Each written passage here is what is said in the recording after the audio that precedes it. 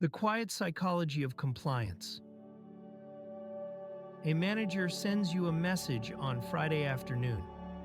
Hey, can you send me that report by Monday morning? I know it's the weekend, but I need it for a meeting first thing. You read it twice. You weren't planning to work this weekend. You had plans. The report isn't due until Wednesday. But you also know this person controls your schedule, your projects, and whether your work gets noticed by anyone who matters. You type, no problem. You delete it. You type, sure thing. You delete that too. You finally settle on, I'll get it to you. You don't say it's inconvenient. You don't mention your plans. You don't ask if Tuesday would work instead. You just agree. And then you rearrange your weekend. Later, a friend asks why you said yes. You say, I didn't really have a choice. But no one threatened you. No one yelled. No one said what would happen if you refused. You were asked a question, and you answered it. Technically, you could have said no. But something in the situation made no feel impossible. That's compliance. What compliance actually is. Compliance is what happens when someone does what another person wants without force, without explicit threats, and often without much visible pressure. It's not the same as being controlled. It's not the same as being manipulated. It's quieter than that. Compliance happens when the structure of a relationship makes one answer feel obvious and the other answer feel dangerous, even when no danger has been named. It's the yes you give when you don't feel like you have room to say no. It's the adjustment you make because you know someone is watching. It's the thing you agree to because disagreeing costs more than you can afford to spend. Compliance doesn't require cruelty. It doesn't require anger. It just requires imbalance. One person needs something the other person controls. One person has more room to walk away. One person's comfort depends on the other person's mood. And once that imbalance exists, behavior starts to tilt. How the imbalance forms. Compliance begins with dependence, not dramatic dependence, not life or death stakes, just the small, ordinary kind. You depend on your boss for your paycheck, your schedule, and whether you get assigned to good projects or bad ones. Your boss does not depend on you in the same way. They could replace you. You can't replace them. You depend on your landlord to renew your lease. Your landlord does not depend on you to stay. They could find another tenant. You depend on a professor for your grade. The professor does not depend on you to show up. This imbalance doesn't mean the other person is bad. It just means the relationship isn't balanced. One person holds more of what the other person needs. And once that's true, communication changes.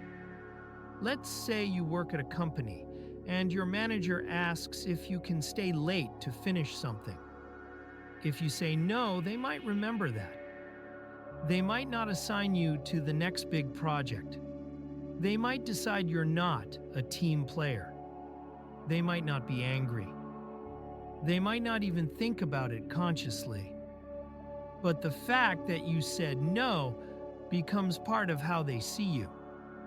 If they say no to you, if you ask for time off and they decline, you don't get to remember that against them. You don't get to reassign them. You don't get to quietly move them down a list. That's the imbalance. Your number has consequences. Their number does not. So you start adjusting. How it changes what you say. Compliance starts to show up in how you talk. You stop saying what you actually think. You start saying what you think they want to hear. You don't lie exactly. You just edit. A coworker's idea is unclear. In a meeting, your manager asks what you think. If that coworker has no power over you, you might say, "I'm not sure I follow. Can you walk through that again?" If that coworker is your manager, you say, "That's interesting. I'd love to hear more about how that would work." Same confusion, different words. You've learned to pad your doubt. You've learned to make questions sound like enthusiasm. You've learned that disagreement needs to be wrapped in 10 layers of softness, or it becomes a problem. This happens in writing too. You send your boss a draft. They reply, "This doesn't work for me. Redo it." You don't write back, "What specifically doesn't work?" You write, "Got it, happy to revise. Just want to make sure I'm on the right track. Could you share what direction you'd like me to take?" You're asking the same question, but you've made yourself smaller in the asking. You've turned a reasonable request for clarity into a favor you're hoping they'll grant. The imbalance makes you rewrite yourself. And it's not just the words, it's the timing. When your boss messages you at 9 p.m., you answer. When you message them at 9 p.m., you add, "No rush, whenever you get a chance." When they need something by Monday, it's assumed you'll make it happen. When you need something by Monday, you ask if that's okay. You wait longer to follow up. You apologize more. You thank them for things they didn't do. All of this is compliance. You're not being dishonest. You're being careful, because carelessness has a cost, and you're the one who would pay it. How it changes what you don't say. Compliance doesn't just change what you say, it changes what you stop saying. You stop pointing out problems. You stop disagreeing in meetings. You stop asking for things you're entitled to ask for. Let's say you notice a mistake in a process at work. It's wasting time. It's making things harder than they need to be. If you worked in a flat structure, if everyone had equal standing, you'd just say it. "This process doesn't make sense. We should change it." But you don't work in a flat structure.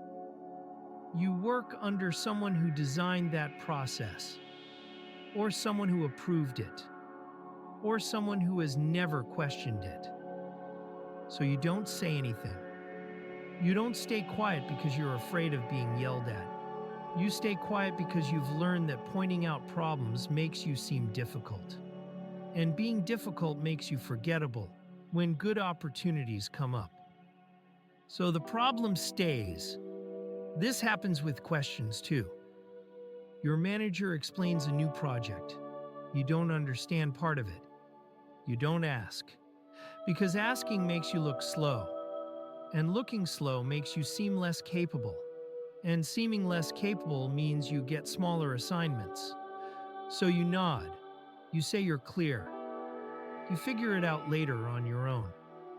The same thing happens with time off, deadlines, and workload. You're assigned 3 projects with overlapping deadlines. It's not realistic to finish all of them well. You don't say, "This isn't manageable." You say, "I'll make it work." Because saying it's not manageable sounds like complaining. And complaining makes you seem weak. So you work late, you work weekends, you do a mediocre job on all 3 because there wasn't enough time to do any of them well. And then you feel like you failed. But you didn't fail. You were set up to fail. You just weren't allowed to say so. How it looks from the other side. Here's the strange part.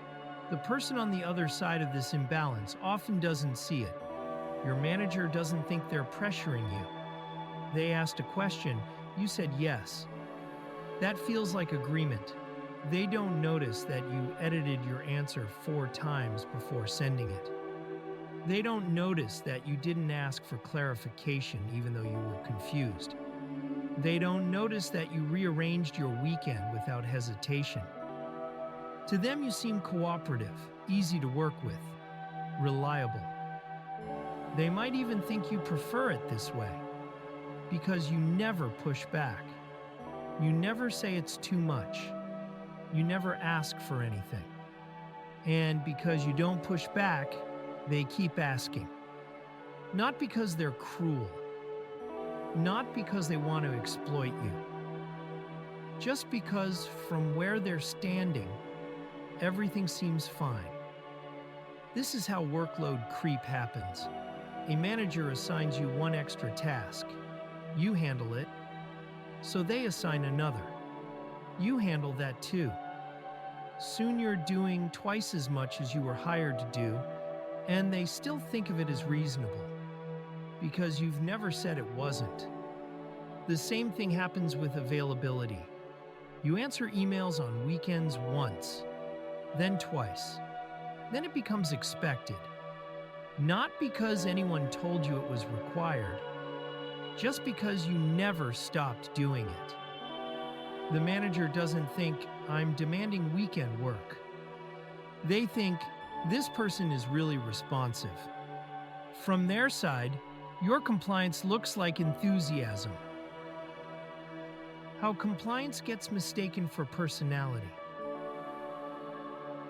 This is where it gets tricky, because once you've been compliant long enough, people stop seeing it as behavior. They start seeing it as who you are. You're quiet in meetings. Not because you're afraid to speak up, but because the last time you did, your idea was dismissed. And you learned that speaking costs more than staying silent. But no one knows that. They just see someone who doesn't contribute.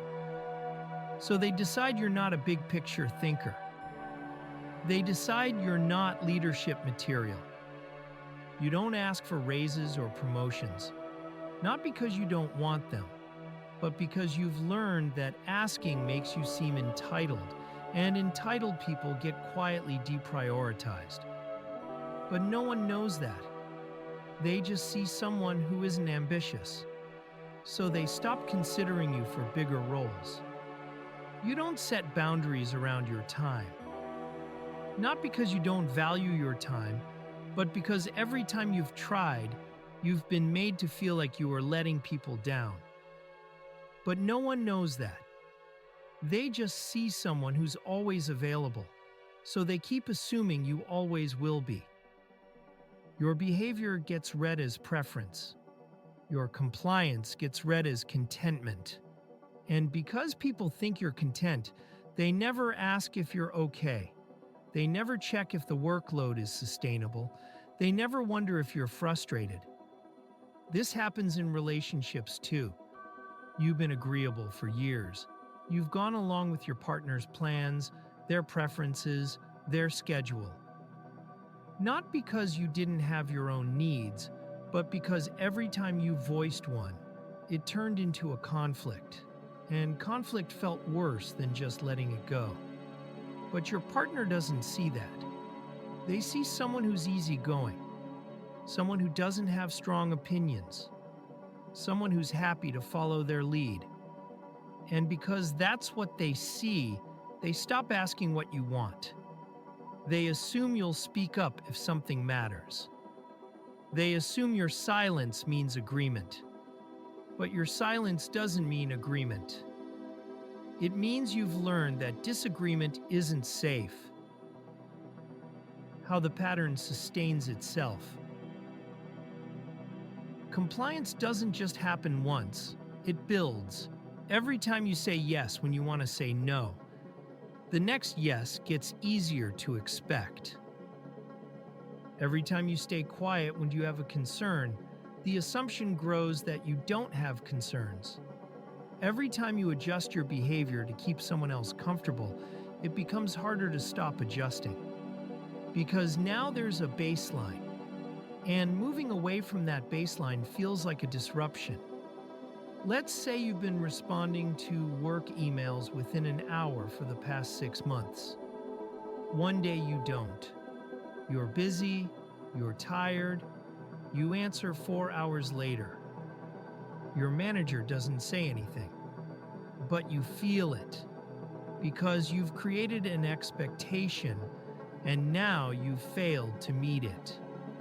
The next time you respond faster because you don't want that feeling again.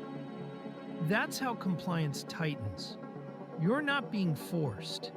You're just trying to avoid the discomfort of falling short of a pattern you created. The same thing happens with workload. You've been doing extra tasks for months. You've been staying late, finishing things early, going above and beyond. One week you don't. You do exactly what your job description says. Nothing more. No one criticizes you. But the tone changes. Your manager seems a little distant, a little less warm. You're not sure if you're imagining it.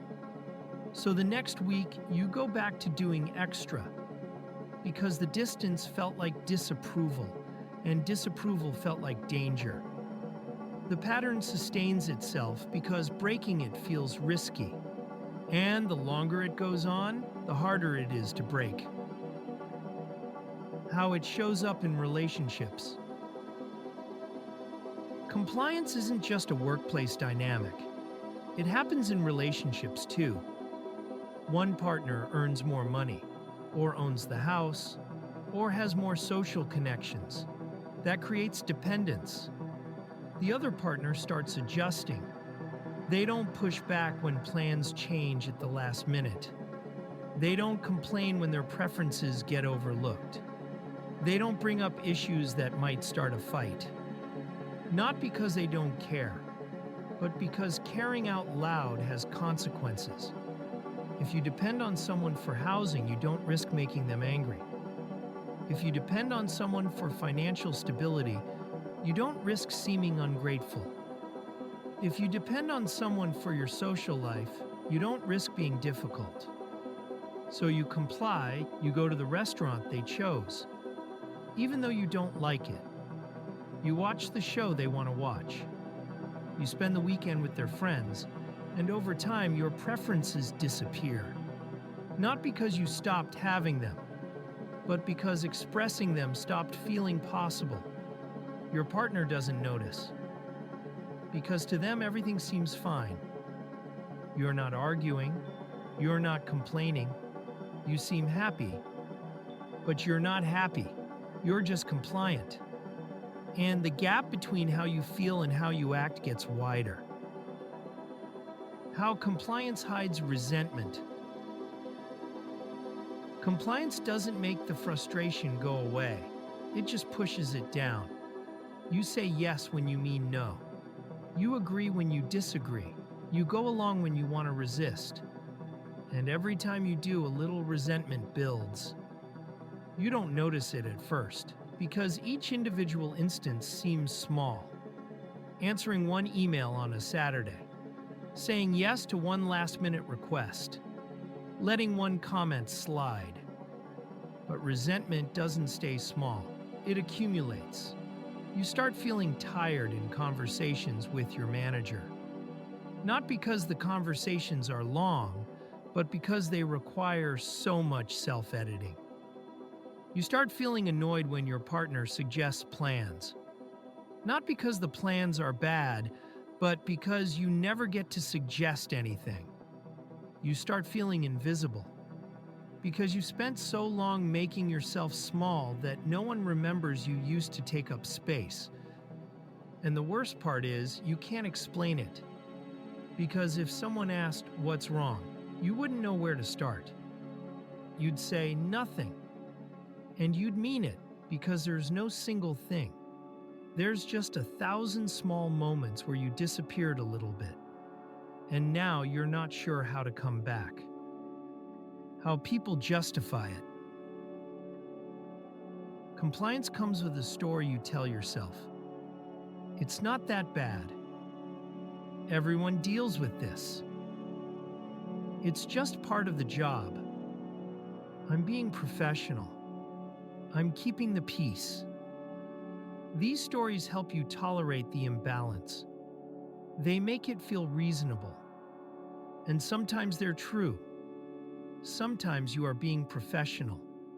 Sometimes you are keeping the peace, but sometimes the story is covering something uncomfortable. You're not keeping the peace. You're avoiding conflict because conflict with this person costs more than you can afford. You're not being professional. You're being compliant because the alternative feels dangerous. The story makes the imbalance easier to accept, but it also makes it harder to see clearly.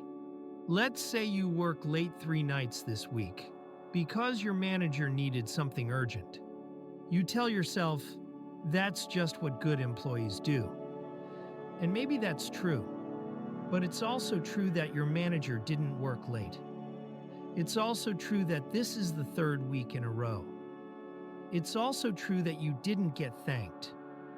The story, good employees work hard, lets you ignore the imbalance. And ignoring the imbalance lets it continue. How it affects your sense of self. Compliance doesn't just change how you act. It changes how you see yourself. You stop trusting your own reactions. You think something is unfair, but no one else seems bothered. So you decide you're too sensitive. You think a request is unreasonable, but everyone else seems fine with it. So you decide you're not tough enough. You think you deserve recognition, but no one offers it. So you decide you didn't do enough. Your internal sense of what's reasonable starts to erode. Because when you can't say what you think, and you can't ask for what you need, and you can't push back on what feels wrong, you lose access to your own perspective. You start measuring yourself by other people's standards. And those standards are always higher for you than they are for anyone else. You start wondering if you're doing enough, if you're good enough, if you matter. Not because you're insecure, but because the situation has made your value uncertain, and uncertainty is exhausting. How feedback disappears. In a balanced relationship, feedback flows both ways. You tell me when something I did didn't work. I tell you when something you didn't work. We adjust, we improve. But in a relationship built on compliance, feedback only flows one direction. Your manager tells you what to fix. You don't tell your manager what to fix. Your partner tells you what bothers them. You don't tell your partner what bothers you. Your landlord tells you what needs to change. You don't tell your landlord what needs to change. That's not because you don't have feedback. It's because giving feedback requires standing. And you don't have standing. Let's say your manager gives unclear instructions, and you waste a week going in the wrong direction. In a balanced relationship, you'd say, next time it would help if we could clarify expectations up front. But you don't say that, because that sounds like you're telling them they did something wrong. And telling them they did something wrong sounds like criticism. And criticism from below sounds like insubordination. So you say nothing. You just try to guess better next time. The same thing happens in relationships. Your partner makes a decision that affects both of you without asking your input. In a balanced relationship, you'd say, I'd appreciate being part of that conversation next time.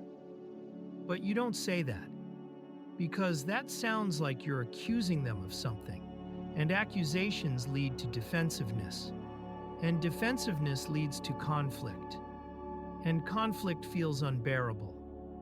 So you let it go. And because you let it go, it happens again. And because it happens again, the imbalance deepens. How small accommodations become expectations. Compliance starts small. You offer to help with something once. It goes well, so you're asked again. You say yes again. Because saying no now feels like taking something back. Soon, the thing you offered to do once has become your responsibility. You didn't agree to that, but you also never said no. So it became assumed. This happens with time. You check your email on vacation once, just to make sure nothing urgent came up. Now your manager knows you're reachable on vacation. So the next time they don't hesitate to reach out. You answer. Because you did it before, and not doing it now would seem like a change. And changes need explanations. So you keep answering. And now you're never really on vacation. The same thing happens with tasks. You take on a project that isn't part of your job. You do it well. So the next time that kind of project comes up, it's assigned to you. No one asks if you want to keep doing it. It's just assumed you will. Because you did it before, the offer becomes the obligation. And because no one forced you, you can't even say you were forced. You just feel stuck. How compliance becomes invisible. The strangest part of compliance is that it becomes invisible. To the person benefiting from it, everything looks fine. You're agreeable, you're flexible, you're low maintenance. They don't see the cost, because the cost is hidden. They don't see you rewriting your message 5 times to get the tone right. They don't see you canceling your plans. They don't see you lying awake at night wondering if you said the wrong thing. All they see is someone who seems fine. And because you seem fine, they assume you are fine. This is why compliance is so hard to talk about. If you tried to explain it, you'd sound like you were complaining about nothing. They asked me to do something and I said yes. What's the problem? The problem is that yes wasn't a free choice. It was the only choice that didn't come with a cost you couldn't afford. But proving that is impossible, because the cost was invisible. The pressure was invisible. The imbalance was invisible. All anyone can see is that you agreed. How you start to break it. Breaking compliance doesn't start with big confrontations. It starts with small tests. You say no to something minor. You wait to see what happens. Maybe nothing happens. Maybe the person just says, okay, and moves on. That's information. It tells you the risk wasn't as big as you thought. Maybe something does happen. Maybe they seem annoyed. Maybe they pull back. That's information too. It tells you the relationship was more conditional than you realized. Either way, you learn something. You start testing boundaries in low-stakes situations. You don't respond to a message immediately. You wait an hour, then 2. You see if anything breaks. You say, I'm not available this weekend without offering an explanation. You see if they ask for one. You give feedback gently once. You see if it's received or rejected. Each test teaches you something about where the real limits are. And often you find out the limits were in your head. The person wasn't going to fire you for saying no. They weren't going to leave you for having a preference. They weren't going to punish you for being unavailable. You just thought they would, because the imbalance made it feel that way. How the dynamic shifts. As you start setting small boundaries, the dynamic begins to shift. Not always. Not with everyone. Some people will react badly. They'll get cold. They'll get frustrated. They'll remind you, subtly or not, of what they control. That's useful information. It tells you the relationship was built on compliance, not respect. But some people won't react badly. They'll just adjust. They'll stop assuming you're always available. They'll start asking instead of telling. They'll give you room to have preferences. And when that happens, you realize something. The imbalance wasn't as fixed as it seemed.